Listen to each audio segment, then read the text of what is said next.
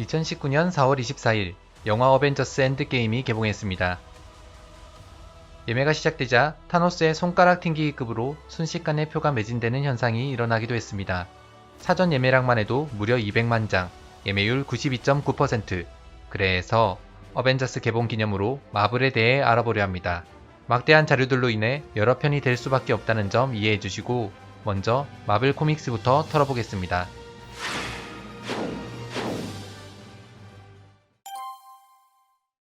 1908년 1월 18일 뉴욕 브루클린에 한 사내 아이가 태어납니다. 이 아이의 이름은 모세스 굿맨. 먼 훗날 마블 코믹스의 전신인 타임리 코믹스를 설립한 마틴 굿맨입니다.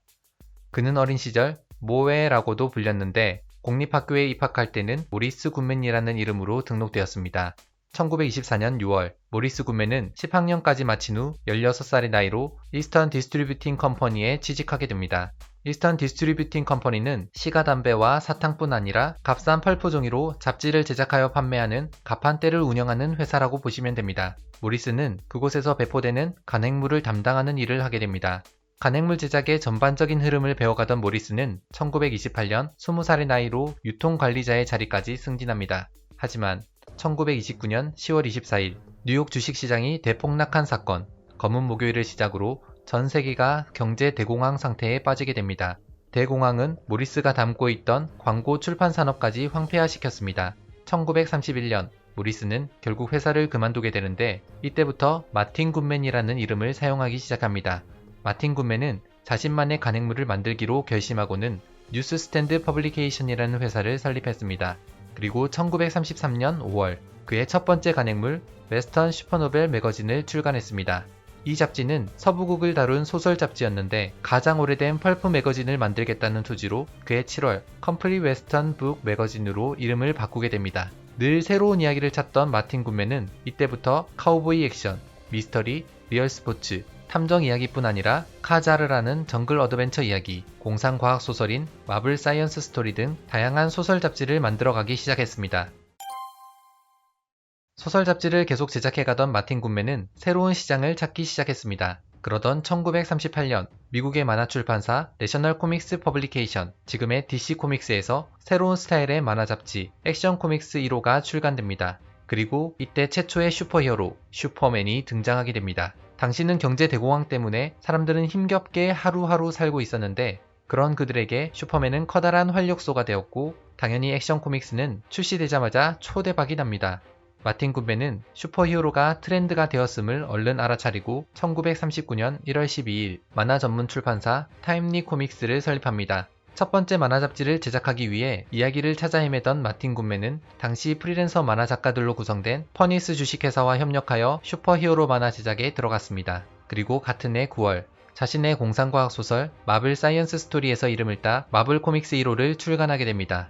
이때 등장한 타임리 코믹스의 슈퍼히어로가 과학자 피네스 홀튼에 의해 만들어진 안드로이드 더 휴먼 토치, 바닷속에 감춰져 있던 제국 아틀란티스의 펜 공주와 지상세계의 맥켄지 선장 사이에 태어난 마블 유니버스 최초의 돌연변이이자 최초의 안티히어로 서브마리너 네이머입니다. 이 개성있는 슈퍼히어로들과 시대 흐름을 읽은 마틴 굿맨의 기획 덕분에 마블 코믹스 1호의 출판은 큰 성공을 거두게 됩니다. 자, 여기서 잠깐. 마블 코믹스에 등장하는 슈퍼히어로가 정말 어마어마하게 많기 때문에 캐릭터마다 별도의 콘텐츠를 제작하는 것이 좋을 것 같습니다. 그래서 추후 마블 백과사전이라는 시리즈로 하나하나 소개해보도록 하겠습니다. 만들 것은 넘쳐나는데 시간이 좀... 아무튼 마블 코믹스의 두 번째 인쇄본은 거의 90만 장이나 판매되는 기염을 토합니다. 물론 당시 슈퍼맨에 비하면 아주 작은 성공이었지만 마블 코믹스 시리즈가 성공하자 마틴 굿맨은 비용 절감을 위해 작가를 직접 고용하기로 결정합니다. 그리고 만화 작가 조 사이먼을 영입하게 되고 조 사이먼은 타임리 코믹스의 첫 번째 편집자가 됩니다. 휴먼 토치와 서브마리나는 만화 작가 칼 버거스와 빌 에버렛이 만들었기 때문에 마틴 굿맨은 이후 퍼니스 주식회사로부터 두 히어로에 대한 저작권을 사오게 되고 휴먼 토치와 서브마리나는 타임리 코믹스의 대표적인 슈퍼히어로가 됩니다.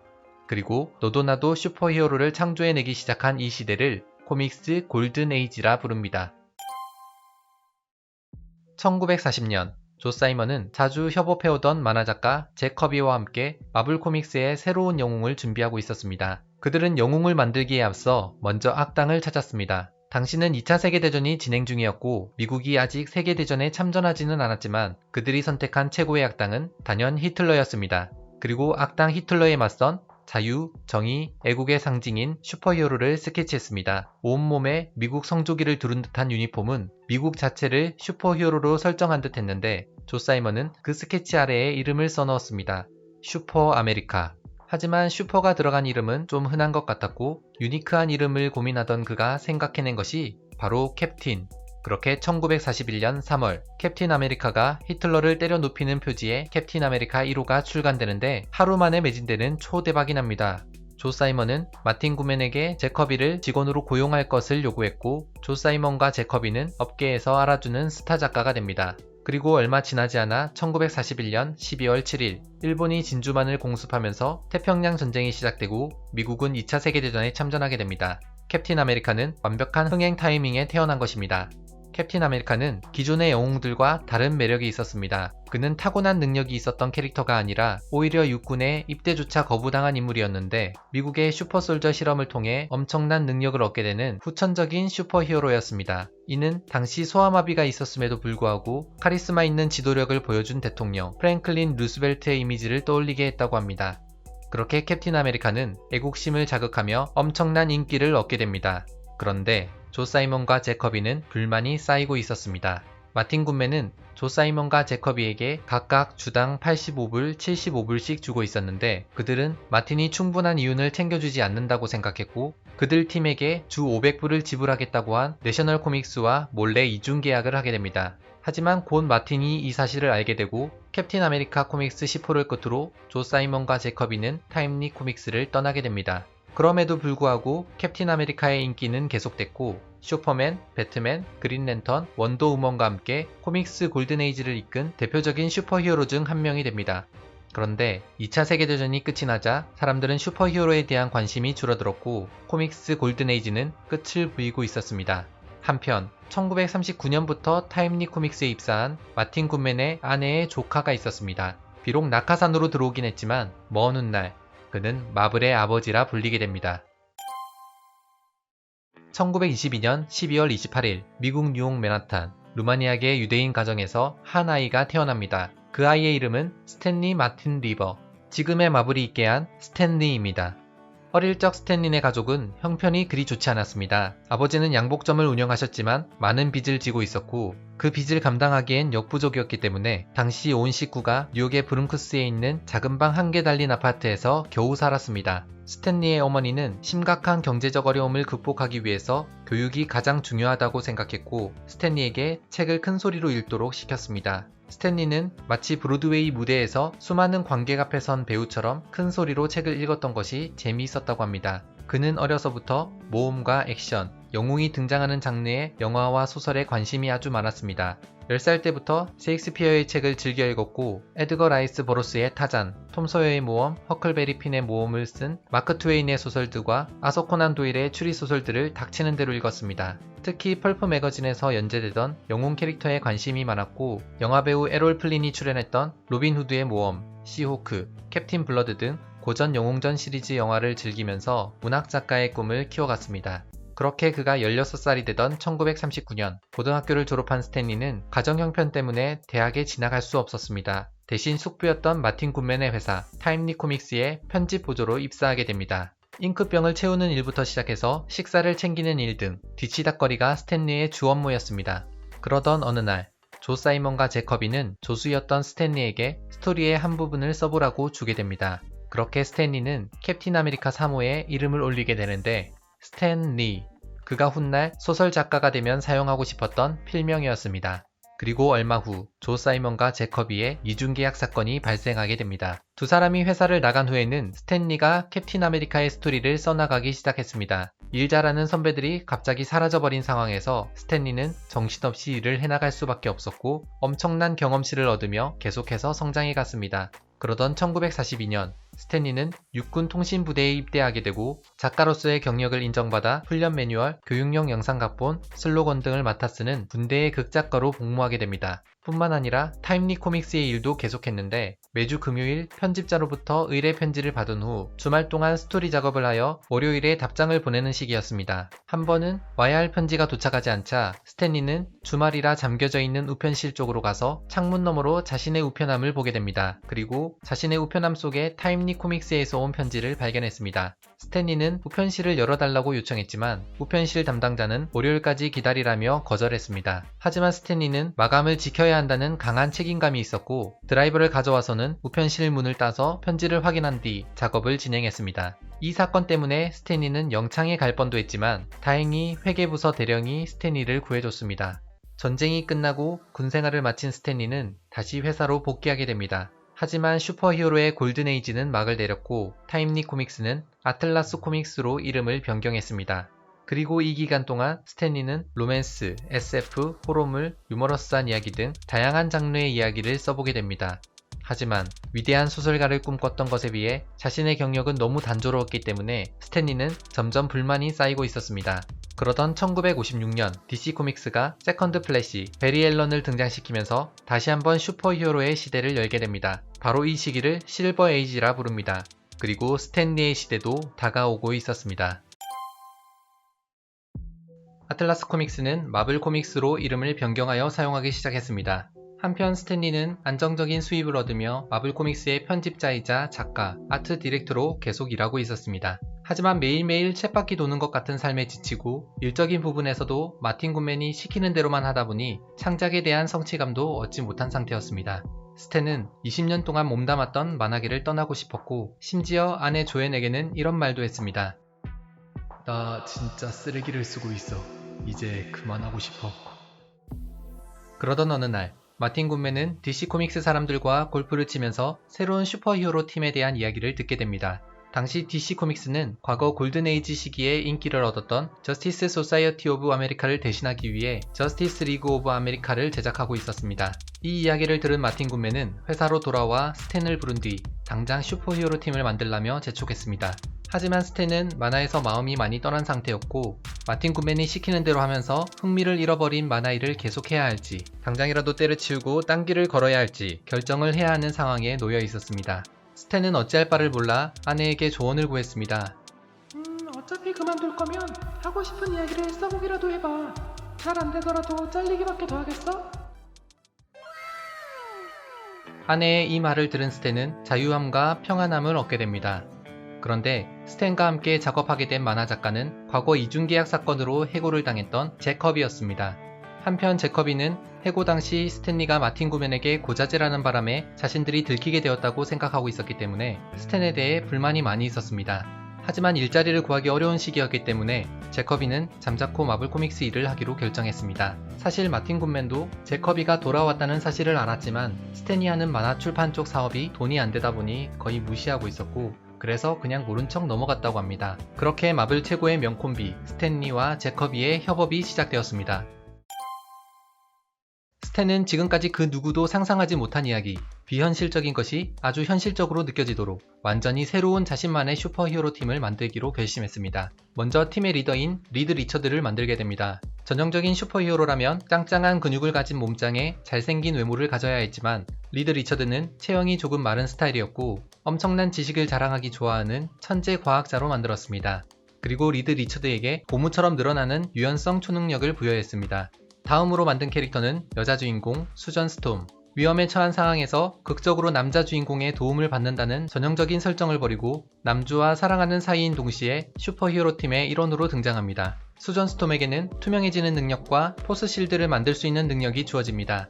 스탠은 슈퍼히어로 팀 안에 가족이라는 설정을 넣어 가족 간에 발생할 수 있는 상황이 생긴다면 더 재밌을 것이라고 생각했습니다. 게다가 늘 사이드킥으로만 등장했던 10태 캐릭터에게 힘을 주고 싶어 했습니다. 그렇게 수전 스톰의 동생 조니는 불같은 성격을 가진 인물로 설정됩니다. 조니에게는 과거 휴먼 토치와 같이 화염과 열을 컨트롤하며 날아다니는 능력이 주어집니다. 마지막으로 스탠은 뛰어난 두뇌와 대립할 수 있는 강인한 육체의 캐릭터를 추가시켰습니다. 근육질 바위 괴물의 모습으로 변한 부드러운 영혼의 소유자 더 싱이 팀에 합류했습니다. 스탠은 이들이 실제로 살아있고 숨쉬는 인간들이라고 생각하고 싶었으며 독자들이 슈퍼히어로를 인간으로 이해해준다면 분명 만화책을 즐길 수 있을 것이라 믿었습니다. 그래서 이 비현실적인 설정을 현실적으로 느낄 수 있도록 초능력을 부여할 방법을 고민했습니다. 그리고 당시 핵무기를 중심으로 긴장 상태를 유지하고 있던 미국과 소련, 그 냉전 시대를 떠올렸습니다. 핵폭탄이 터지고 방사능에 노출되고 돌연변이가 나타나고 사람들은 방사능이 가져올 수 있는 알 수 없는 문제에 두려워했습니다. 하지만 그런 두려움과 공포심은 스토리에 있어서 아주 좋은 재료가 되었습니다. 공산주의를 대적하기 위해 우주선을 타게 된 일반인 4사람은 지구로 돌아오는 길에 사고를 당했고 우주 방사선에 노출되면서 초능력을 얻으며 후천적인 슈퍼히어로들이 탄생하게 됩니다. 그렇게 1961년 11월 초록색 괴물에 맞서 4명의 슈퍼히어로가 싸우고 있는 표지에 판타스틱 4 1호가 출간되었습니다. 스탠은 그저 하고 싶은 만화를 썼기 때문에 이제 잘리겠지? 하고 있었습니다. 그런데 어느 날부터 갑자기 팬레터가 날아오기 시작했고 이후 엄청난 판매를 기록한 것이 확인됩니다. 판타스틱 4의 인기를 통해 스탠의 생각이 틀리지 않았음이 입증된 것입니다. 스탠은 이후 팬레터에 대한 보답으로 마블 코믹스 제작에 관한 비하인드 스토리를 칼럼으로 써서 만화책에 넣었습니다. 그런 스탠의 소통은 독자들과의 유대감을 만들어가고 있었습니다. 그런데 판타스틱 4가 성공하자 돈 냄새를 맡은 마틴 굿맨은 스탠을 불러 또 다른 슈퍼히어로 팀을 만들라고 요구했습니다. 하지만 스탠의 머릿속에는 또 다른 괴물 캐릭터가 만들어지고 있었습니다. 스탠은 지금까지 없었던 정말 획기적인 슈퍼히어로를 만들기 위해 고민하고 또 고민하고 있었습니다. 그가 새로 기획 중이던 슈퍼히어로는 어마어마한 힘을 가진 캐릭터였습니다. 하지만 기존의 슈퍼맨이나 더신과는 완전히 다르게 만들고자 했습니다. 슈퍼히어로가 괴물이라면 어떨까? 스탠은 슈퍼히어로도 늘 현명하고 고귀하고 올바른 존재만은 아닐 것이라고 생각했습니다. 그러다 문득 스탠의 머릿속에 떠오른 것은 바로 고전문학. 메리 셸리의 프랑켄슈타인, 로버트 루이스 스티븐슨의 지킬 박사와 하이드의 영감을 받은 스탠은 영웅적인 활약을 하면서도 항상 오해받는 괴물, 내면의 슬픔을 가진 괴력의 슈퍼히어로를 생각해냈습니다. 이번에도 스토리상의 현실적인 긴장감을 주기 위해 냉전이라는 소재를 사용했고 천재과학자 브루스 배너가 감마폭탄 실험을 하던 중 방사선에 노출되면서 괴물이 된다는 설정을 부여하게 되고 그렇게 헐크가 탄생하게 됩니다. 헐크는 더싱처럼 계속 괴물 상태로 변해 있는 것이 아니라 밤이 되면 괴물로 변하도록 설정했습니다. 만화작가 제커비는 엄청난 힘을 가진 근육덩어리 괴물이 한편으로는 존재에 대한 불안과 두려움을 가지고 있음을 완벽하게 표현해냈습니다. 그렇게 1962년 5월 판타스틱 4가 출시된 지 6개월 만에 인크레더블 헐크 1호가 출간되었습니다. 그런데 처음 등장한 헐크는 우리에게 익숙한 녹색이 아니라 회색이었습니다. 이는 스탠이 특정 인종을 암시하는 색을 사용하고 싶지 않았기 때문이었는데 색조와 음영에 문제가 되었던 탓에 이후 녹색의 헐크로 바뀌게 됩니다. 아무튼 스탠과 제커비는 판타스틱 4의 성공에 비춰 마음이 여린 괴물 히어로 헐크도 독자들에게 사랑받을 것이라 생각했습니다. 하지만 결과는 폭망. 스탠은 헐크를 어떻게든 살려보기 위해 계속해서 설정을 바꿔갔습니다. 밤이 되면 괴물로 변하던 것을 분노하면 변하도록 바꾸게 되고 브루스 배너 얼굴은 그대로인 상태에서 몸만 헐크가 된다는 설정 때문에 헐크가 헐크 가면을 쓰는 무리수까지 두지만 결국 인크레더블 헐크는 발행이 중단됩니다. 그렇게 실패했던 헐크가 다시 주목받기 시작한 것은 1964년 10월 테일즈 투 어스토니시 60호를 통해 새로운 버전의 헐크로 다시 등장하면서부터였습니다. 마틴 굿맨은 판타스틱 4의 성공 이후 만화책 부서의 방향성을 슈퍼히어로 쪽으로 정했습니다. 그리고 스탠에게 다른 슈퍼히어로 작업도 계속 해보라고 말했습니다. 스탠은 만화책을 보는 10대들의 수요가 급증하게 된 것을 고려해서 10대들이 좋아할 만한 캐릭터를 만들어야겠다는 생각을 갖게 됩니다. 이번에도 현실적인 문제를 겪는 슈퍼히어로를 만들고 싶었기 때문에 가난에 허덕이는 고아에 똑똑하지만 미래에 대한 불안을 가지고 있는 10대 청소년 히어로를 떠올렸습니다. 그러던 어느 날 스탠은 파리 한 마리가 벽에 기어가는 것을 보고는 사람이 곤충처럼 벽에 달라붙는 힘을 가진다면 어떨까? 하는 생각을 하게 됩니다. 스탠은 이 곤충의 능력을 가진 영웅을 인섹맨이라고 이름 붙여봤습니다. 하지만 도무지 영웅 이름 같지 않았기 때문에 계속 고민하게 됩니다. 그리고 생각해낸 이름이 모스키토맨. 그러다 좀 더 고민한 끝에 떠올린 이름이 바로 스파이더맨이었습니다. 스탠은 이 아이디어에 굉장히 만족했고 마틴 굿맨을 찾아가서 스파이더맨에 대한 이야기를 꺼냈습니다. 그런데 마틴 굿맨은 새로운 히어로가 마음에 들지 않았습니다. 영웅이 생활고에 허덕인다는 게 말도 안 된다고 생각했고 사람들이 거미를 싫어하기 때문에 스파이더맨이라 불러서도 안 된다고 했습니다. 게다가 무엇보다 청소년 히어로에 대해 부정적이었습니다. 아무리 판타스틱 4를 성공시킨 스탠이었지만 사장이 이처럼 적극적으로 반대하는 것을 진행할 수는 없었습니다. 그러다 스파이더맨을 세상에 소개할 수 있는 좋은 생각이 하나 떠올랐습니다. 스탠은 마틴 굿맨을 찾아가서 당시 폐간 직전이던 만화 잡지 어메이징 판타지에 한번 등장이나 시켜보면서 실험을 해보자고 설득했습니다. 결국 허락을 받게 됐고 본격적으로 스파이더맨의 제작이 시작되면서 스탠은 제커비에게 그림을 의뢰하게 됩니다. 그런데 제커비가 해석해 그린 스파이더맨은 아주 잘생긴 외모를 가진 미니 슈퍼맨 같은 모습이었습니다. 너무 영웅 같았던 그 모습은 스탠이 원했던 모습이 아니었기 때문에 스탠은 당시 마블 코믹스에서 만화 작가로 있던 스티브 디코에게 다시 의뢰하게 됩니다. 스티브 디코는 영웅적인 모습은 줄이고 인간적인 모습을 늘려 새로운 영웅을 그려냈습니다. 그렇게 1962년 8월 천신만고 끝에 어메이징 판타지 15호를 통해 스파이더맨은 처음으로 세상에 등장하게 됩니다. 스탠과 디코는 어쨌든 스파이더맨을 세상에 내놓았다는 것에 만족했고 이후 다른 만화 작업에 몰두했습니다. 그런데 매출이 바닥이라 폐간 직전이던 어메이징 판타지가 스파이더맨이 소개된 15호에 이르러서 판매 순위 1위를 기록하게 됩니다. 뿐만 아니라 1960년대에 가장 빠른 속도로 품절된 만화책이라는 대기록을 세우게 됩니다. 주인공 피터 파커는 공부를 잘하는 착한 아이였지만 학교 친구들에게 괴롭힘을 당하고 데이트 신청도 거절당하는 등 그 또래 아이들이 경험해봤을 만한 상황을 똑같이 겪고 있었습니다. 이런 설정이 어린 독자들로 하여금 피터 파커에게 감정이입하도록 했습니다. 비행기 추락사고로 부모님을 잃고 고아로 자란 피터 파커는 방사능 거미에 물려 초인적인 힘을 얻게 되고 얼떨결에 슈퍼히어로가 되면서 사람들에게 큰 인기를 얻게 됩니다.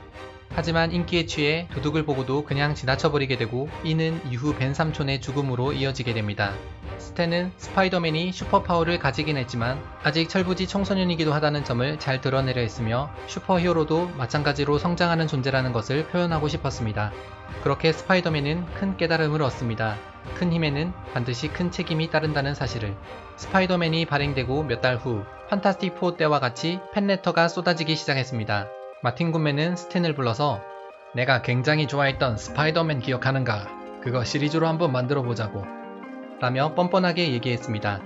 당시는 발행할 수 있는 만화책 수에 제한이 있었기 때문에 스파이더맨을 발행하기 위해서는 판매가 부진하던 인크레더블 헐크의 발행을 중단해야만 했고 1963년 3월 스파이더맨의 단행본인 어메이징 스파이더맨 1호가 발행됐습니다. 그리고 이 현실적인 마블 스타일의 슈퍼히어로 스파이더맨은 마블 코믹스에서 가장 성공한 슈퍼히어로가 됩니다. 한편 하늘을 날아다니며 초인적인 힘을 가진 DC 코믹스의 천하무적 슈퍼히어로 슈퍼맨은 엄청난 인기를 얻고 있었습니다. 이 때문인지 스탠은 지금까지의 히어로들과 차원이 다른 신과 같은 존재를 구상하기 시작했습니다. 스탠은 또 다른 슈퍼히어로를 구상하고 있었습니다. 이번에 만들고자 했던 캐릭터는 DC 코믹스의 슈퍼맨에 대적할 수 있을 만큼 엄청난 능력을 가진 신과 같은 존재였습니다. 그러다 완전히 새로운 캐릭터를 창조해내는 대신 이미 전설이 된 인물을 찾은 뒤 자신이 원하는 능력과 이야기를 부여하면 어떨까 하는 아이디어가 떠올랐습니다. 신과 같은 슈퍼히어로.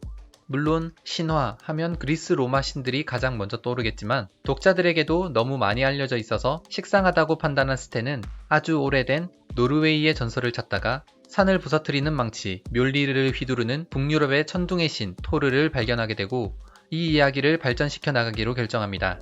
한편 제커비는 DC 코믹스에 있던 시절 토르에 관한 이야기를 쓴 경험이 있었습니다. 1942년 출간된 어드벤처 코믹스 75호. 그 당시는 노란색 유니폼의 슈퍼히어로 샌드맨에 맞선 슈퍼빌런으로 등장하는데 바이킹 같은 외모에 붉고 꼿꼿한 수염을 한 토르가 묠리르를 휘두르는 모습입니다. 이후 제커비는 1957년에 테일즈 오브 언익스펙티드 16호에서 다시 한번 토르를 등장시킵니다. 두 남자가 길을 가다가 망치 하나를 줍게 되는데 아주 오래되어 쓸모없다고 생각한 남자는 망치를 그냥 멀리 던져버리게 됩니다. 그런데 갑자기 천둥 번개가 치며 비가 억수같이 쏟아지기 시작했습니다. 남자는 깜짝 놀라며 다시 한번 시도하게 되고 번개가 치며 비가 오는 상황이 다시 일어나자 망치에 번개와 비를 부르는 능력이 있음을 깨닫게 됩니다. 이 망치가 바로 묠리르였고 토르는 묠리르를 찾으러 나타납니다. 이런 경험들 덕분에 제커비는 토르, 오딘, 하임달에 대해서도 많은 배경 지식이 있었고 마블 스타일의 토르를 만들어감에 있어서 큰 도움이 되었습니다. 하지만 스탠은 이미 대박난 슈퍼히어로들의 작업들만 해도 정신없이 일을 해나가야 했기 때문에 자신을 대신해서 대본을 쓸 작가를 찾게 됩니다. 그러던 그는 친동생 레리 리버를 불렀고 종이에다 토르 이야기의 구성을 적은 뒤 다짜고짜 레리에게 대본을 써오라며 주게 됩니다. 다행히 레리는 스탠에게 재미있게 글 쓰는 법을 배워왔기 때문에 무난하게 작업을 진행했습니다. 토르의 플레임은 토르 오딘손, 아스가르드 최고 신 오딘은 그의 아들 토르에게 겸손을 가르치기 위해 기억을 지우고 장애까지 있는 상태로 만들어 지구로 추방했습니다. 지구로 추방된 토르는 외과의사 도널드 블레이크라는 이름으로 살게 되고 다리를 절었기 때문에 나무지팡이에 의지해서 걸어 다녀야 했습니다. 십수년이 지난 어느 날 노르웨이를 여행하던 블레이크는 갑자기 외계인들에게 공격을 받게 됩니다. 그러다 동굴이 무너지면서 갇히게 되고 블레이크는 돌을 치우려고 지팡이로 바위를 내려치게 됩니다.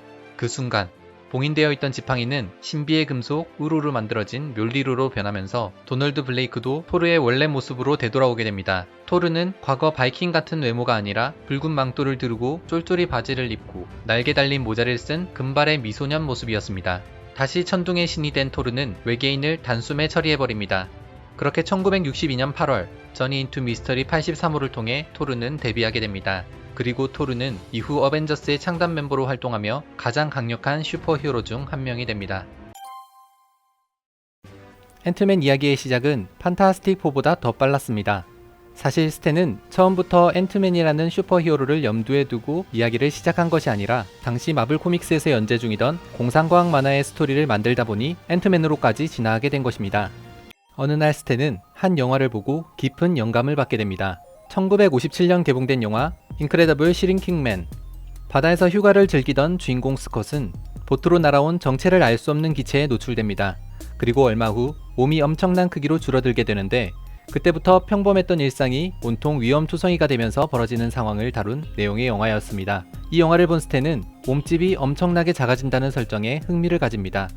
그리고 동생 레리 리버, 만화작가 잭 커비와 함께 작업하여 1962년 1월 테일즈 투 어스토니시 27호에서 이 설정을 처음 소개했습니다. 뉴욕에서 태어난 천재 과학자 헨리 조나단 핌, 줄여서 행크 핌이라 불리는 주인공은 어느 날 곤충 크기까지 줄어들게 만드는 놀라운 입자를 발견하게 됩니다. 그리고 자신의 이름을 따 핌 입자라 이름 붙였습니다. 핌 입자를 이용해서 자신의 몸을 축소시키던 행크는 실수로 원래 크기로 돌아가는 약을 책상에 놓고 몸을 축소시키는 바람에 되돌아갈 수 없는 상황이 발생했습니다. 행크는 갖은 노력을 다하지만 좁쌀만해진 몸으로는 모든 것이 어려웠습니다. 그런데 갑자기 개미떼가 나타났고 놀란 행크는 개미들에게 쫓기다가 몸을 숨기기 위해 결국 개미집 안으로 들어갔습니다. 그러다 동굴 같은 개미집에서 굴러떨어져 개미들이 저장해 놓은 꿀 속에 빠지며 죽을 위기에 처하게 됩니다. 이때 개미 한 마리가 나타나더니 행크를 구해줬습니다. 그리고 개미들의 도움을 받아 행크는 원래 몸으로 되돌아가게 되고 핌 입자의 위험성을 깨달은 행크는 실험이 실패했다고 선언하게 됩니다. 그리고 행크는 이후 절대 개미집을 밟지 않았다며 이야기가 끝을 맺습니다.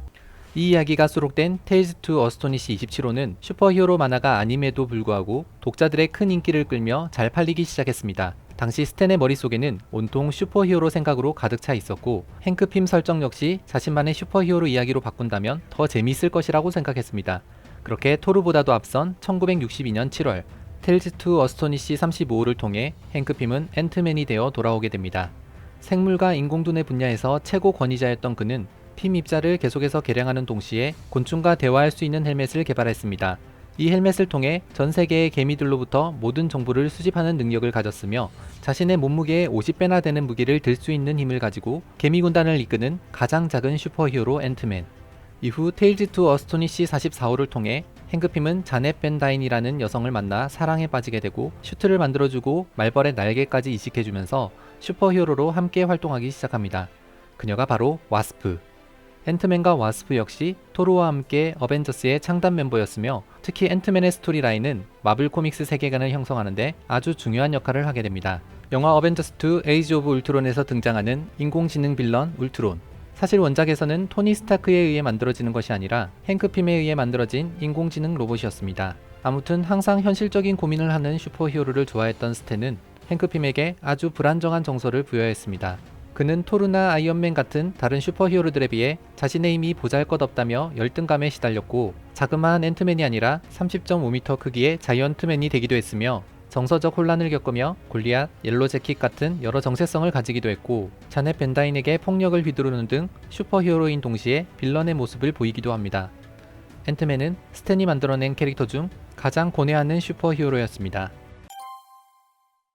지금의 마블 스튜디오가 존재 가능하도록 만든 슈퍼히어로, 3천만큼 사랑해도 부족한 정말 매력 만점의 캐릭터. 이번 영상의 주인공은 바로 아이언맨. 스탠은 한 실존 인물에게서 영감을 받아 아이언맨을 창조하게 됩니다. 아이언맨의 탄생 이야기 바로 시작하겠습니다. 스탠은 당시 10대들을 대상으로 만화를 써나가고 있었습니다. 판타스틱4, 스파이더맨 같이 현실적으로 공감할 수 있는 히어로, 토르같이 신화를 재창조한 히어로 등 10대들이 좋아할 만한 이야기가 어떤 것인지도 잘 파악하게 되었습니다. 그러다 문득 실험을 해보고 싶은 마음이 생겼습니다. 10대들이 좋아하는 캐릭터는 현실적인 약점이 있는데 그런 약점이 전혀 없는 캐릭터라면 어떨까? 그런데 스탠의 머릿속에 떠오른 한 실존 인물이 있었습니다. 하워드 휴즈. 영화 에비에이터를 통해 일생이 알려지기도 한 그는 어린 나이에 아버지의 어마어마한 재산을 물려받은 거대한 금수저이자 미국 항공산업의 개척자. 막대한 재산을 가지고도 영화, 항공사업 외에도 다양한 분야에서 많은 업적을 세워 미국 역사상 가장 중요한 인물들 중 한 명으로 꼽히는 인물입니다. 그런 하워드 휴즈는 스탠이 새로 기획 중이던 캐릭터에 아주 딱 맞는 모델이었습니다. 스탠의 머릿속에는 잘생기고 돈 많고 똑똑하지만 이기적인 새로운 슈퍼히어로가 만들어지고 있었습니다. 그러던 1962년 10월 22일, 그날부터 11일간 소련이 쿠바에 핵미사일 배치를 시도하면서 미국과 소련이 핵전쟁 직전까지 갔던 무시무시한 사건이 있었습니다. 그 사건은 미국 국민들에게 큰 충격으로 남아 있었는데, 하지만 스탠에게는 새로운 캐릭터를 설정해 가는데 큰 모티브가 됩니다.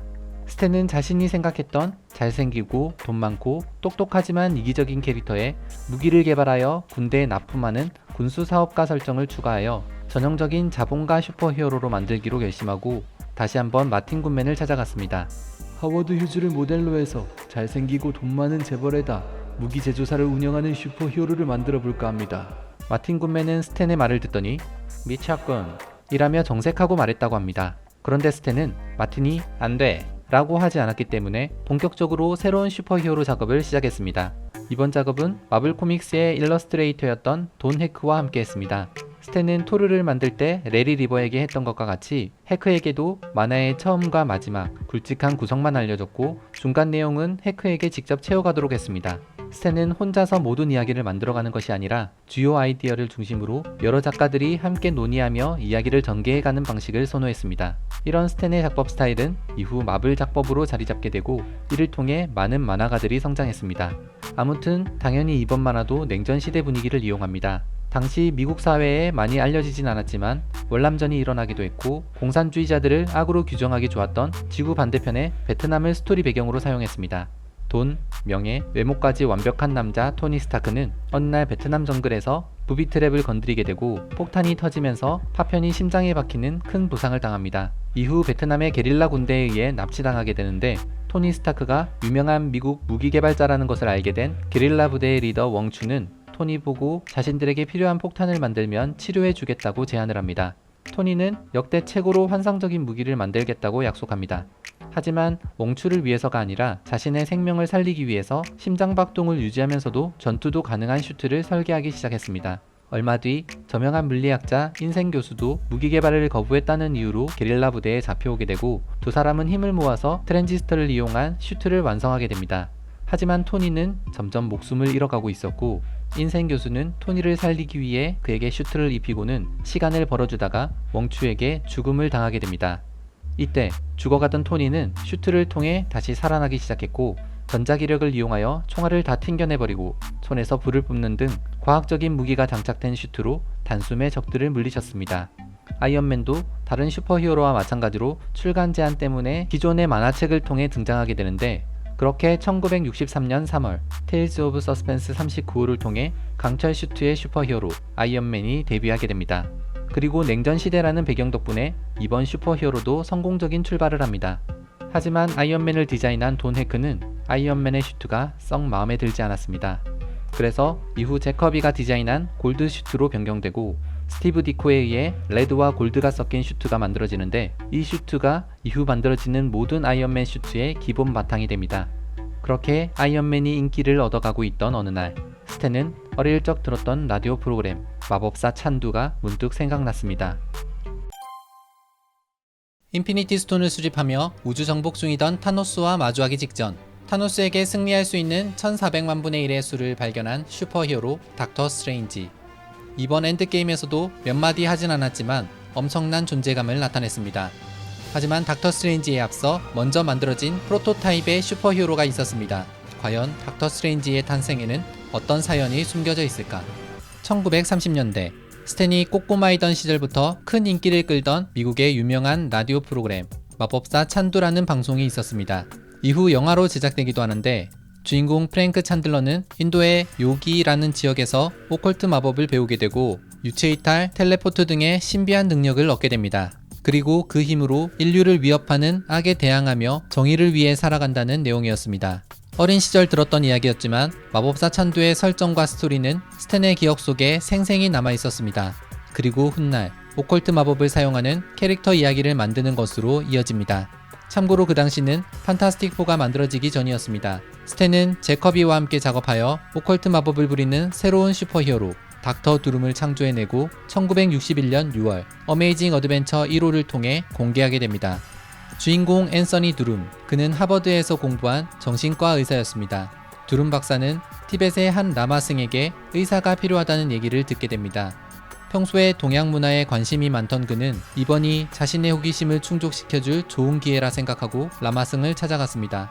라마승이 사는 곳은 히말라야산 중턱에 있었는데 그렇게 산을 힘겹게 올라 절에 도착한 두룸은 황당한 얘기를 듣게 됩니다. No money. 돈을 줄 수 없다고 한 것입니다. 게다가 이곳은 신성한 곳이라 신발도 벗어야 하고 의료 가방도 가져갈 수 없다고 했습니다. 아니, 진료하러 온 의사에게 의료 가방을 못 가져가게 하다니. 황당했지만 두룸 박사는 환자를 보기 위해 방으로 향했습니다. 그런데 갑자기 바닥이 불바다로 변해버리기도 하고 반은 고릴라, 반은 사자인 괴물이 지키고 서 있는 이상한 상황을 마주해야 했습니다. 두룸 박사는 환자의 목숨이 자신에게 달려있기 때문에 위험을 무릅쓰고 그 상황들을 잘 통과하게 되고 결국 라마승을 만나게 됩니다. 하지만 라마승은 아픈 것이 아니라 나이가 많아 자신의 임무를 물려줄 사람을 찾고 있었습니다. 참고로 이 라마승이 에이션트 1이었다고 합니다. 아무튼 아무것도 모른 채 시험에 통과한 두룸 박사는 라마승에게 힘을 물려받고는 갑자기 눈꼬리가 올라간 모습으로 변하게 됩니다. 이후 닥터 두룸은 닥터 드루이드라는 이름으로 바뀌게 되지만 크게 흥행하지는 못했습니다. 하지만 스탠은 닥터 드루이드를 좋아했기 때문에 이 마법사의 설정을 포기할 수 없었습니다. 그러다 판타스틱 4, 스파이더맨, 토르, 아이언맨 등 마블 스타일의 슈퍼히어로가 승승장구하기 시작하자 스티브 디코와 함께 또 다른 마법사 슈퍼히어로를 만들기로 결정합니다. 그렇게 만들어진 캐릭터가 바로 스티븐 스트레인지. 전공은 다르지만 같은 의사였다는 점, 슈퍼히어로가 되기 위해 찾아간 사람이 티벳의 라마승 에이션트 1이었다는 점 등 설정면에서 닥터 드루이드와 많이 닮아 있었습니다. 그런데 스탠은 앞서 만들어진 다른 슈퍼히어로들과 달리 닥터 스트레인지의 첫 편을 탄생 이야기로 풀지 않았습니다. 1963년 7월 스트레인지 테일즈 110호를 통해 처음 등장한 닥터 스트레인지는 이미 아가모트의 눈이라는 아뮬렛을 장착하고 있었고 유체이탈하여 스승인 에이션트 1과 정신으로 소통하고 누군가의 꿈속에 들어가서 악몽을 관장하는 나이트메어와 겨루는 등 뛰어난 마법사가 되어 있었습니다. 스탠의 이야기와 스티브 디코의 멋진 그림체로 탄생한 마법사 슈퍼히어로 닥터 스트레인지는 머지않아 학생들 사이에 큰 인기를 끌기 시작했습니다. 스탠은 이후 1963년 12월에 출간된 스트레인지 테일즈 115호를 통해 닥터 스트레인지의 탄생 배경을 소개했습니다. 뛰어난 수술 실력으로 잘나가는 외과 의사였던 스티븐 스트레인지는 아주 이기적이고 돈을 밝히던 사람이었는데 어느 날 교통사고로 두 손의 신경이 크게 손상되면서 의사로서의 생명이 사실상 끝이 납니다. 몹시 괴로워하던 그는 알코올 중독에 빠져 허우적거리다 티벳에 정체불명의 치료사가 있다는 얘기를 듣고 곧장 히말라야를 찾아가게 됩니다. 그리고 그곳에서 에이션트 1이라는 현인을 만났습니다. 에이션트 1은 자신과 함께 공부하다 보면 스스로 치유하는 법을 찾을 것이라 말하지만 지극히 이성적이던 스트레인지는 마법을 오래된 사기 따위로 치부해버립니다.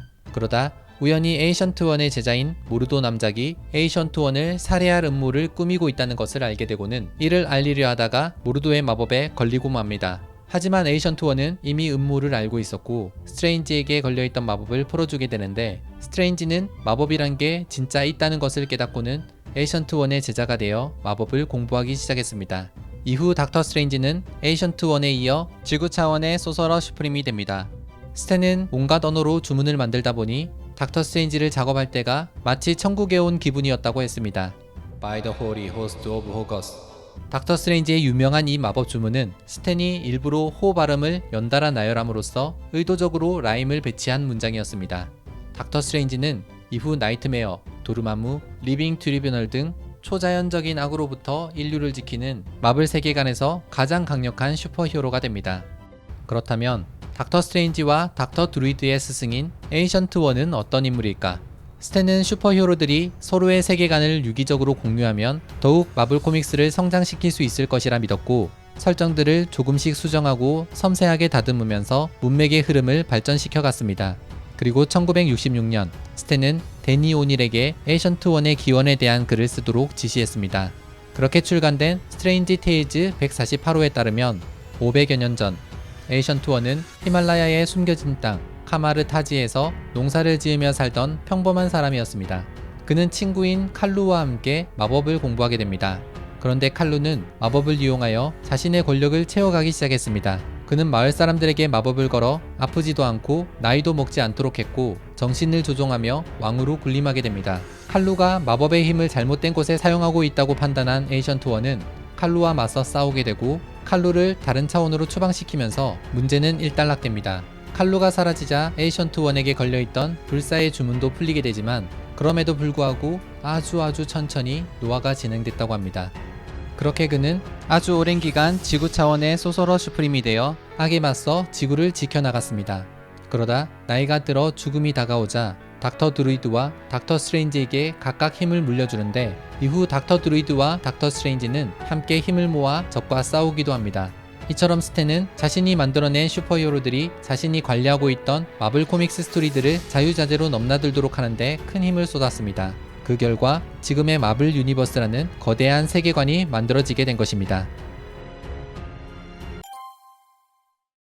어벤져스 인피니티 워에서 토르의 멸리르를 대신할 무기 스톤 브레이크를 만드는데 가장 중요한 역할을 했으며, 가디언즈 오브 더 갤럭시 팀에서 활약하며 때론 비염을 담당하기도 한 바로 그 슈퍼히어로.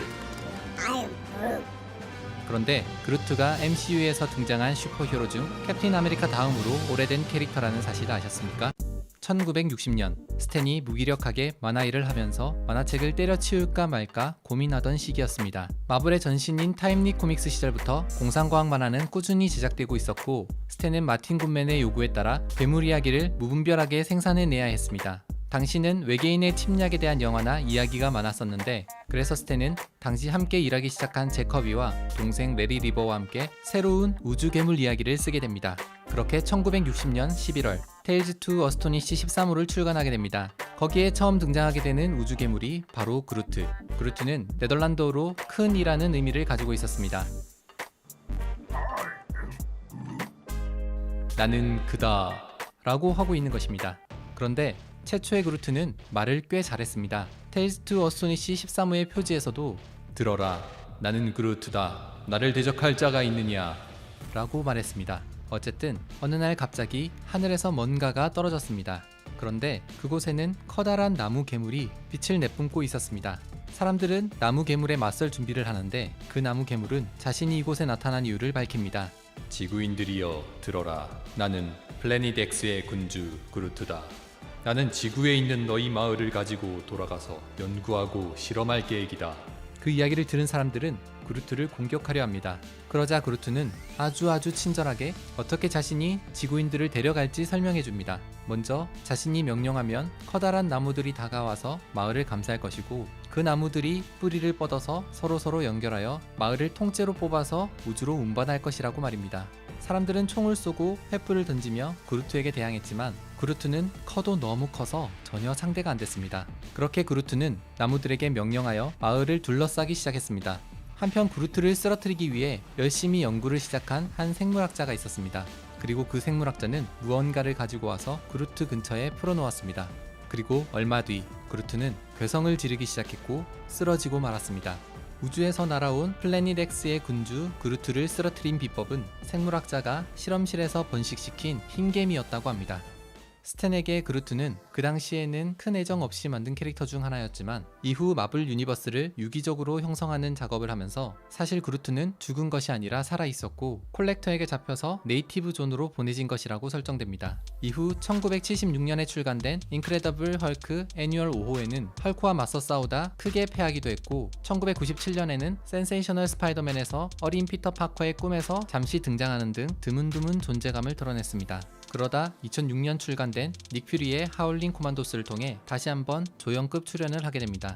닉 퓨리는 그루트를 추적하고 있었고 그루트는 나무인 척 숨어 있었지만 나무에서 나야 할 냄새가 나지 않아서 들키게 됩니다. 그렇게 발견된 그루트는 쉴드의 팀원으로 활동하게 됩니다. 한편 2007년에 출간된 어나일레이션 컨퀘스트를 통해 또다시 그루트가 등장하게 됩니다. 무슨 이유인지 밝혀지진 않았지만 크리족에게 잡혀서 감옥에 갇혀있는 그루트가 등장하는데 이 그루트는 과거에 등장한 그 그루트가 아니라는 게 정설입니다. 사실 플래닛 X 행성의 플로라 콜로서스 종인 이들은 하나같이 다 I am Groot 라고 밖에 말할 줄 모른다고 합니다. 그럼 처음 등장했던 말 잘하는 그루트는? 아무튼 스토리를 들여다보면 너무도 다른 그루트의 인격을 볼 수 있습니다. 새롭게 등장한 그루트의 과거에 대한 이야기는 2015년 그루트 6호가 출간되면서 제대로 설정됩니다. 플로라 콜로서스들이 모여 사는 행성 플래닛 X, 그곳에 사는 일명 꼬꺼인들은 아주 고차원적인 지식을 가진 존재들이었습니다.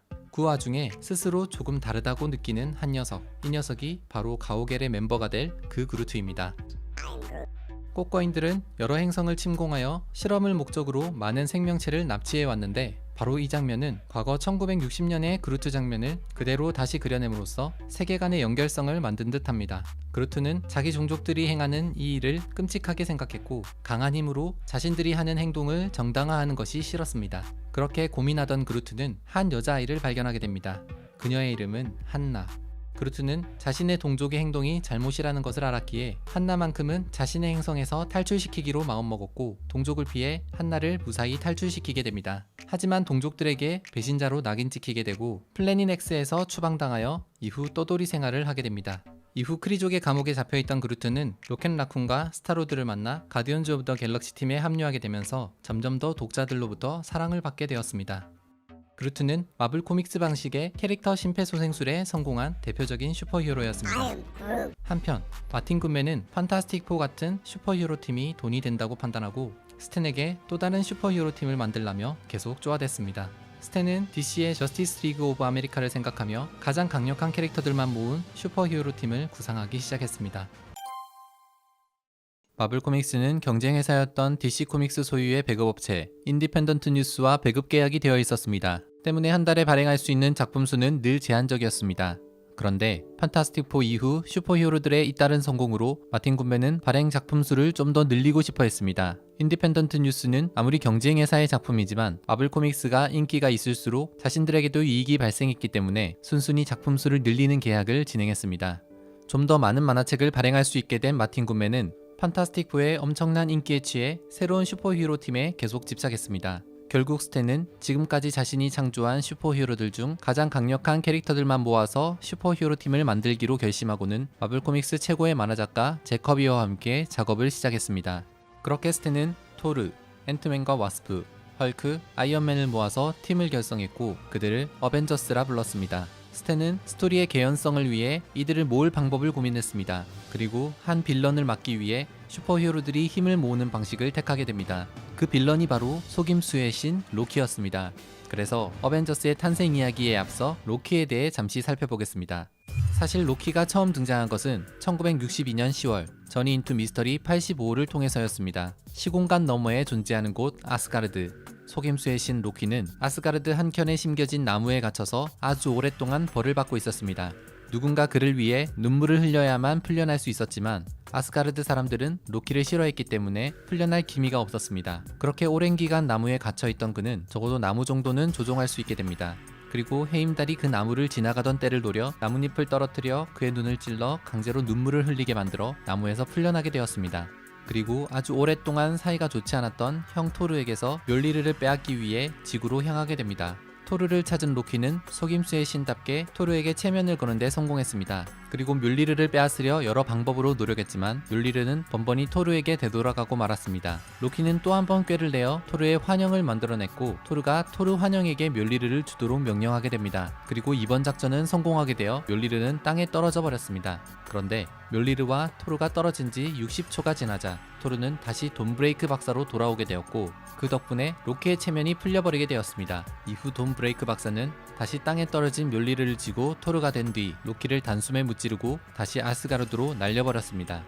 스탠은 토르에 대한 복수심에 불타는 속임수의 신 로키를 악의 신으로 업그레이드 시켜 지구를 위협하는 빌런으로 등장시키게 되고 그 문제를 해결하기 위해 어벤져스 멤버들을 한 곳에 모이도록 설정합니다. 그렇게 1963년 9월 로키와 그의 어깨너머로 아이언맨, 헐크, 앤트맨과 와스프, 토르가 대립하고 있는 표지에 어벤져스 1호가 출간됩니다. 악의 신 로키는 오딘의 명령으로 침묵의 섬에 갇혀 있었지만 그는 아스가르드의 위대한 마법사로서 정신은 자유자재로 어디든 갈 수 있었습니다.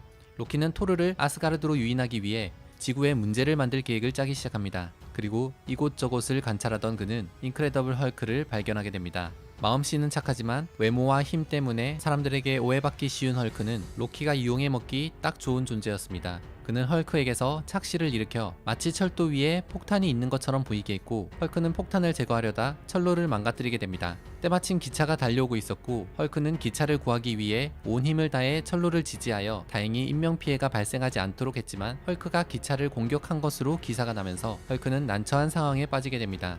이 기사를 접한 헐크의 동료 릭 존스는 무선 통신 그룹 팀브리게이드를 통해 판타스틱 4에게 도움을 요청하는 무전을 보내게 되는데 로키는 이 무전 신호를 조종하여 라디오 주파수로 바꾸어 토르가 듣도록 유도하게 됩니다. 이때 이 라디오 방송을 각자의 위치에서 듣게 된 앤트맨과 와스프 그리고 아이언맨은 문제 해결을 위해 출동하게 됩니다. 한편 판타스틱 4는 현재 다른 임무 중이어서 출동하기 어려운 상황이라고 하며 잠시 카메오 출연만 했습니다. 스탠은 이런 방식으로 최고의 인기를 누리던 판타스틱 4를 새로운 만화가 나올 때 등장시키는 작전을 자주 사용했습니다. 어쨌든 토르와 아이언맨, 앤트맨과 와스프는 무전이 시작된 팀브리게이드로 모이게 됩니다. 토르만 유인할 계획이었던 로키는 다른 슈퍼히어로들의 등장에 당황했고 좀 더 노골적으로 토르를 유인하기로 결정했습니다. 그렇게 로키가 만든 헐크의 환영을 발견한 토르는 헐크를 향해 뮬리르를 날리는데 그냥 스쳐 지나가 버리는 상황이 벌어졌습니다. 그리고 비로소 로키가 벌인 짓이라는 것을 깨닫고 로키를 만나기 위해 아스가르드로 향하게 됩니다.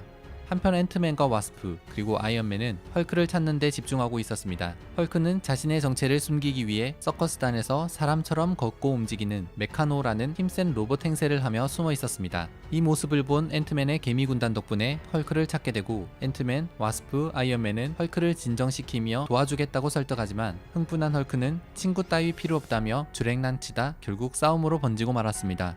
그러는 동안 토르는 아스가르드에 도착하여 아버지 오딘의 허락을 받은 뒤 침묵의 섬에 갇힌 로키를 만나러 갔습니다. 로키는 자신을 찾아오는 토르를 죽이기 위해 미리 여기저기에 트랩을 깔아놓고 싸움을 준비하고 있었습니다. 하지만 천둥의 신 토르답게 뮬리르를 휘둘러 손쉽게 로키를 잡은 후 그가 어질러 놓은 일을 해결하기 위해 로키를 데리고 지구로 돌아왔습니다. 그리고 이 모든 게 자신의 동생 로키가 한 짓이라는 걸 설명해주면서 억울한 헐크의 누명을 완전히 벗겨줍니다. 그런데 그 순간 로키는 마지막 발악으로 방사선을 내뿜으며 그들을 제압하려 했습니다. 그때 어딘가 숨어있던 앤트맨이 방사선을 차단할 수 있는 납으로 만든 탱크에 로키를 가둬버리고 원래 있던 곳으로 보내버렸습니다. 그렇게 힘을 합쳐 모든 문제를 해결하게 되는데 와스프는 우리 모두 서로 다른 힘을 가지고 있으니 한 팀이 되어서 힘을 합친다면 무적이 될 거야. 라며 한 팀을 이룰 것을 제안했습니다. 그렇게 마블 코믹스 최강의 슈퍼히어로 팀이 결성되는데 와스프는 우리 팀 이름이 필요해. 좀 드라마틱하고 컬러풀한 이름이면 좋겠는데 예를 들어 어벤져스라거나. 라고 얘기를 꺼냈는데 그냥 어벤져스로 하기로 결정했습니다. 뭐 어차피 이름은 어벤져스였으니 스탠은 어벤져스 1호의 마지막을 이렇게 소개합니다. 역사상 가장 위대한 슈퍼히어로 팀이 탄생했다. 강력하고 예측할 수 없다. 마블 유니버스에 새로운 차원이 더해졌다. 이후 1964년 3월 어벤져스 4호에 이르러서 과거 2차 세계대전 당시 만들어뒀던 캡틴 아메리카를 어벤져스에 합류시키게 됩니다. 어벤져스는 마블 최강의 슈퍼히어로 팀이었지만 스탠은 그 엄청난 힘 때문에 실수도 하고 갈등도 생기는 현실적인 슈퍼히어로들로 만들어갔습니다. 그런데 어벤져스가 세상에 등장할 당시 워커홀릭이던 스탠은 또 하나의 슈퍼히어로 팀을 함께 공개했습니다. 그들은 태어날 때부터 슈퍼파워를 가진 존재들이었습니다. 마블 코믹스에는 대표적인 두 라인이 있습니다. 하나는 지난 영상에서 소개해드렸던 어벤져스 시리즈, 또 하나는 이번에 소개해드릴 엑스맨. 공교롭게도 이 두 슈퍼히어로 군단은 동시에 탄생했습니다. 엑스맨의 탄생 이야기 바로 시작하겠습니다. 1963년 당시 마블 코믹스에서 최고의 인기를 누리던 판타스틱 4 때문에 스탠은 새로운 슈퍼히어로 팀을 만들라는 마틴 굿맨의 지시를 받은 뒤 한 번에 두 개의 슈퍼히어로 팀을 만들어버립니다. 사실 어벤져스는 기존의 슈퍼히어로들의 집합체였고 여러가지 사건 사고를 겪으면서 우연히 슈퍼파워를 얻게 된 캐릭터들이었습니다. 그렇기 때문에 본질적으로는 보통 사람들과 크게 다르지 않았는데 스탠은 독자들이 혹시나 이런 설정을 지루해할까봐 걱정이 됐습니다. 그래서 태어날 때부터 신비한 힘을 가지고 태어난 선천적인 슈퍼히어로, 자연의 결함이 생겨 만들어진 돌연변이 군단을 만들기로 결정합니다. 그리고 제커비와 함께 이야기를 구성하면서 이 돌연변이들을 선한 그룹과 악한 그룹으로 나뉘도록 설정했습니다. 그리고 이 만화의 제목을 더 뮤턴츠, 돌연변이들이라는 이름으로 지었습니다. 하지만 마틴 굿맨은 이 이름을 반대했고 스탠은 다른 이름을 고민해야만 했습니다. 특별한 힘? 엑스트라 파워. 엑스트라? 엑스맨. 그렇게 우연히 엑스트라라는 단어에서 엑스맨을 떠올리게 되고 이 이름으로 마틴 굿맨의 승인을 받아내게 됩니다. 스탠과 제커비는 청소년 독자들을 공략할 작전으로 엑스맨의 세계관을 설정했습니다. 인간이 계속해서 진화해가면서 어떤 사람들은 특별한 능력을 내재한 채 태어나게 되고 이 특별한 능력이 사춘기 무렵 발현되도록 말입니다. 그렇게 어벤져스 1호가 출간된 1963년 9월 엑스맨 1호도 함께 데뷔하게 됩니다. 스탠은 첫 편에서 엑스맨 주요 캐릭터들의 특별한 능력을 보여주는데 대부분의 분량을 할애했습니다. 먼저 아주 강력한 텔레파시 능력을 지닌 찰스 자비에르 교수. 찰스는 뮤턴트인 동시에 돌연변이 연구 분야에서 아주 저명한 인물로 설정되어 프로페서 X라고도 부릅니다. 그는 자신의 저택에 청소년 뮤턴트들을 모아서 선한 가치관을 교육시키고 각자 가진 특별한 힘을 잘 컨트롤할 수 있도록 훈련시켜서 뮤턴트 슈퍼히어로 팀을 결성하게 되는데 그 팀의 이름을 엑스맨이라 불렀습니다. 첫 번째 스토리에 등장하는 엑스맨의 멤버는 사이클롭스, 엔젤, 비스트, 아이스맨, 그리고 마블걸. 사이클롭스라 부르는 스컷 서머스는 찰스의 첫 번째 학생이었습니다. 그는 루비빛 태양에너지 옵틱 블래스트를 눈으로 발사할 수 있었는데 옵틱 블래스트를 조절하기 위해 특수 안경을 착용해야만 했습니다. 엔젤이라 부르는 워런 케네스 워딩턴 3세. 깃털로 된 커다란 날개를 가진 그는 최대 속도 시속 240km, 최고 높이 8,800m까지 비행할 수 있었습니다. 되게 잘생긴 캐릭터지만 처음에는 가면을 쓰고 등장했습니다. 비스트라 불리는 행크 맥코이. 그는 원숭이 같은 외모에 커다란 손과 발을 지녔고 초인적인 힘과 민첩성뿐 아니라 천재적인 지능까지 타고나서 찰스의 지도를 받아 유전학자 겸 생화학자가 됩니다. 아이스맨이라 불리는 로버트 드레이크. 그는 자신의 주위 온도를 조종하여 공기 중 수분을 얼리는 능력을 가졌습니다. 사실 스탠은 아이스맨을 설정할 때 휴먼 토치로부터 아이디어를 얻어서 불의 요소를 얼음의 요소로 바꾸어 만들었다고 합니다. 이렇게 4명의 뮤턴트들은 찰스의 지도하에 훈련을 하고 있었는데 아직은 서로 잘났다고 치고받고 싸우는 철부지들이었습니다. 그러던 어느 날 자비에르 영재학교에 한 소녀가 찾아왔습니다. 그녀의 이름은 진 그레이. 다른 엑스맨들은 그녀에게 관심을 보이기 시작했고 행크는 진에게 마블걸이란 이름을 지어줬습니다. 그리고 다들 그녀가 어떤 능력을 가졌는지 궁금해했습니다. 진은 스콧이 가져오던 의자를 옆력으로 끌어와서 거기 앉은 뒤 책을 한 권 가져와서 자유자재로 다루기 시작합니다. 게다가 진에게 집적거리던 행크를 날려버리기까지 했습니다. 한편 엑스맨 첫 이야기에 빌런으로 등장하는 또 한 명의 뮤턴트, 매그니토라 불리는 에릭 랜셔. 그는 엄청난 힘의 자기장을 이용하여 금속을 제어할 수 있었습니다. 에릭은 찰스와 달리 인간들에게 적대적이었고 마침내 미국의 군 기지를 공격하기 시작했습니다. 그리고 문제를 해결하기 위해 찰스는 5명의 엑스맨을 출동시키게 됩니다. 매그니토는 강력한 자기장으로 미사일을 조종하여 엑스맨을 공격했지만 엔젤이 미사일을 유인하는 동안에 사이클롭스는 옵틱 블래스트로 자기장을 밀어내고 아이스맨은 미사일을 얼려버리고 비스트는 미사일을 그냥 발로 잡아버리고 마블걸은 염력으로 미사일을 바다로 날려버렸습니다. 엑스맨들이 힘을 모아서 공격해오자 수세에 물린 매그니토는 결국 도망쳐버리게 됩니다. 엑스맨의 첫 표지에는 가장 이상한 슈퍼히어로들이라고 소개되고 있습니다. 스탠이 만들어낸 초기 엑스맨의 스토리는 돌연변이 차별에 대한 갈등보다 단순히 돌연변이 슈퍼히어로 팀에 대한 이야기였기 때문입니다. 그리고 스탠은 당연히 엑스맨 시리즈도 독자들에게 큰 사랑을 받을 것이라 생각했습니다. 하지만 안타깝게도 크게 인기를 끌지 못하고 계륵 같은 존재가 되어버립니다. 오죽했으면 마블 최고의 만화 작가인 제커비마저 압박감에 시달리다 못해 엑스맨을 그만 그리고 싶다고 얘기했고 얼마 뒤 스탠도 다른 만화에 집중하기 위해 엑스맨의 스토리 작업에서 손을 떼게 됩니다. 그렇게 1971년 8월 엑스맨 71호부터는 스탠과 커비가 빠진 채 엑스맨이 연재되었습니다. 1975년에는 사이클롭스를 제외한 모든 멤버를 교체하면서 자이언트 사이즈 엑스맨이라는 타이틀로 출간됩니다. 소련 출신 콜로서스, 서독 출신 나이트크롤러, 케냐 출신 스톰, 아메리카 원주민 썬더버드, 아일랜드 출신 벤쉬, 일본 출신 썬파이어, 그리고 1974년 인크레더블 헐크에서 처음 소개된 캐나다 출신 울버린까지 국적도 나이도 다 다른 새로운 뮤턴트들이 대거 등장했습니다. 하지만 엑스맨이 빛을 발하기 시작한 것은 1980년 다크 피닉스 사가가 시작되고부터였습니다. 진 그레이의 다크 피닉스 이야기는 다음번에 자세히 알아보도록 하겠습니다. 한편 1966년 1월 ABC 방송에서 배트맨 시리즈를 TV로 방영하기 시작했습니다. 마블 코믹스도 점점 변해가는 시대에 대한 대비를 해야만 했습니다.